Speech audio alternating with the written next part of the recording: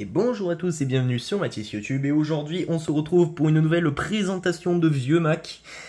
Aujourd'hui on va se faire le Power Mac G4 MDD. Donc MDD pourquoi? Pour Mirror Disk Drive, voilà, donc il porte super bien son nom.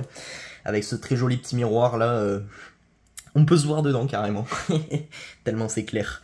Donc ce qui permet d'encore une fois agrandir ma collection, parce que les G4 je commence à tous les avoir, hein. Il va me manquer, alors j'ai un G4 graphite, un Quicksilver, tous les G4 portables je les ai maintenant, parce que dans le post que j'avais mis hier je crois, ou avant-hier je sais plus trop, j'avais proposé justement une idée de vidéo, c'était soit le PowerBook G4 Titanium, et cette fois-ci pas un aluminium, parce que la dernière fois j'avais fait l'erreur, j'avais dit ouais c'est un Titanium, et en fait non, c'est la version aluminium, le Titanium étant un petit peu différent, vous allez le voir.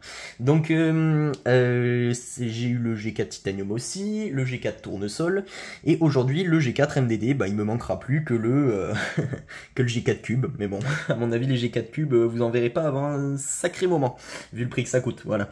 Donc aujourd'hui on va se faire la présentation du G4 MDD, donc celui-là c'est un 1 GHz, modèle milieu de gamme, parce qu'il y a eu des modèles avec double CPU, il y a eu un 2 x 1 GHz, si je me souviens bien, qui est le modèle le plus puissant, mais encore une fois, moi je déconseille les doubles Power PC, j'ai eu une très mauvaise expérience avec cela, avec le Quicksilver justement, donc voilà, j'évite de prendre des doubles logiquement, et que celui-là est un cadeau d'un ami qui me l'a vendu, à un très bon prix d'ailleurs. C'est encore une fois un ordinateur qui vient de chez Trèfle 2006, voilà, qui vient de Dijon. Donc je l'ai reçu entièrement démonté, avec les anses juste là, les morceaux en plexi, non pas en plexi, en... merde j'ai oublié le nom, en acrylique, voilà, démonté, donc faites ça si jamais vous avez un Power Mac G4 ou G3 à envoyer, ça permet de pas les casser et que ça remue pas trop dans le transport. Voilà, donc la petite partie de la présentation. Donc dans le G4 MDD, qu'est-ce qu'on remarque? Bien forcément le miroir juste là, le haut-parleur qui est cette fois-ci placé en haut, à contrario des G4 Quicksilver et Graphite, où il est passé plutôt vers le bas. On a des aérations juste là, le bouton pareil du lecteur DVD, CD pardon, qui a disparu, voilà, avec simplement une entrée casque juste là, voilà. Donc ça c'était la présentation un petit peu de l'avant. On va passer à l'arrière maintenant. Donc pas de carte d'extension juste là, simplement la carte graphique. Donc là il y a un DVI classique, et là il y a de l'ADB pour les écrans, voilà, pour les Apple Display Connect, voilà. Et là j'ai mis mon petit adaptateur VGA parce que j'ai pas d'écran en DVI, voilà, j'en ai toujours pas. Une alim qui est au format propriétaire, alors c'est peut-être la plus grosse erreur de ce modèle, si jamais votre alim claque c'est super chiant à trouver, voilà. Donc par chance celui-là, l'alim qui est bien. On a ensuite 2 USB, 2 Firewire, 3 Firewire plutôt, un port Ethernet, un port téléphonique, ça je sais pas, un truc micro et un truc casque, voilà. Donc ça change pas beaucoup des deux autres G4 que j'ai présentés précédemment. Vous allez voir qu'au niveau de l'intérieur, c'est pas du tout la même chose. Quand je dis pas du tout la même chose, c'est vraiment que ça a rien à voir. Donc on a ici un énorme ordinateur, il est ultra massif celui-là, massif mais un petit peu fragile au bruit qu'il fait quand, voilà, à mon avis c'est un petit peu plus fragile, parce qu'on n'a pas de partie en cuivre, c'est uniquement de l'aluminium. Ensuite on a une GeForce MX, je crois que c'est ça, si j'ai bien regardé les paramètres tout à l'heure, en carte graphique, voilà. On a ensuite la petite carte Ethernet, je crois bien. On n'a pas de carte d'extension comme sur le G4 que j'avais moi. Et donc, la disposition à l'intérieur, contrairement aux deux autres G4 que j'avais, le lecteur n'est pas placé en haut, parce qu'il a fallu faire une ligne plus longue. Donc du coup, c'est au milieu, voilà. Donc ça chauffe peut-être un peu plus. Déjà que le G4 normal chauffait, le MDD doit chauffer un petit peu plus parce qu'il y a beaucoup de câbles qui se superposent, une fois qu'il est fermé hein, bien sûr. On a donc un beau disque dur d'origine Apple, donc un Hitachi Deskstar, Deskstar, voilà. Donc 2003, donc la machine est certainement de 2003. On a ensuite tout ce qui est connecteur, hein, un petit ventilateur juste là, qui sert à ventiler les deux lecteurs, quand la machine est fermée bien sûr. Et voilà, ben voilà, on a fait le tour. Un ventilateur ici, et pourquoi pas, par extension pour d'autres disques durs.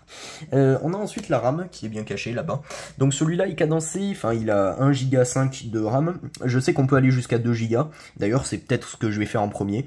C'est le mettre à 2 Go de RAM pour l'avoir vraiment à fond. Voilà. Donc on va le refermer. Alors vous allez voir que il est un petit peu bizarre à refermer. Alors est-ce que c'est moi en remettant les anses en acrylique qui les ai mal remis, parce que je suis obligé de l'aider un petit peu à ce niveau-là pour le refermer, sinon ça coince en fait et ça tord le plastique. C'est vraiment pas bon. Donc du coup je suis obligé d'un peu l'aider. Bon voilà, une fois que c'est fait, c'est fait. Voilà, ça se referme tout à fait normalement. On appuie bien de partout. Mais ici, ça force toujours un petit peu. Donc pourquoi, je sais pas. Donc on va se remettre la machine, je vais la rebrancher, et bien sûr on va se faire l'allumage. Comme dans toute présentation, il y a un allumage, voilà. Donc bah, à de suite, je rebranche vite fait le VGA, la souris et la lime, et je vous reprends. Voilà, nickel, il est rebranché. Ça m'a pris 10 secondes, j'aurais pu le faire en vidéo, mais bon. Voilà. Donc on va se l'allumer. Hop, le bouton qui clique pas très bien, c'est vrai. Un bon haut-parleur qui grésille, ça on peut pas se le cacher. Donc l'espèce de petit claquement que vous entendez, alors ça vient de la lime, j'ai regardé ça, j'ai été très surpris parce que ça me le faisait beaucoup plus fort. Il est en train de boot, hein, je vous ferai voir le bureau après. En fait ça vient de l'alimentation, et à mon avis il y a un câble qui touche les deux petits ventilateurs de la lime. Bon, je sais que c'est pas une technique qui est brevetée, mais dès qu'on tape un petit peu dessus, voilà, le claquement vient de s'arrêter. Donc je sais, oui, c'est peut-être pas bon, mais je tape pas très fort, et c'est juste pour remettre en place un petit peu les choses. Sinon ça devient vite insupportable, ce petit câble qui touche le ventilateur et qui fait un bruit de cliquetis permanent. Et j'ai pas envie d'ouvrir la lime, tout simplement parce que c'est compliqué là-dessus. Enfin, c'est même une merde pour sortir la lime sur ceux-là, hein, je parle, hein, pas sur les autres qui ont une lime standard. Donc on peut constater une évolution, hein, comme je vous ai dit avec l'intérieur tout à l'heure. Il vient de boot. Donc je vais d'abord zoomer. Voilà. Parfait. Alors qu'est-ce qu'il me dit? Donc on est sur 10.5, si je me souviens bien. Voilà, 10.5.4. Et un PowerPC à 1 GHz. PowerPC G4, voilà.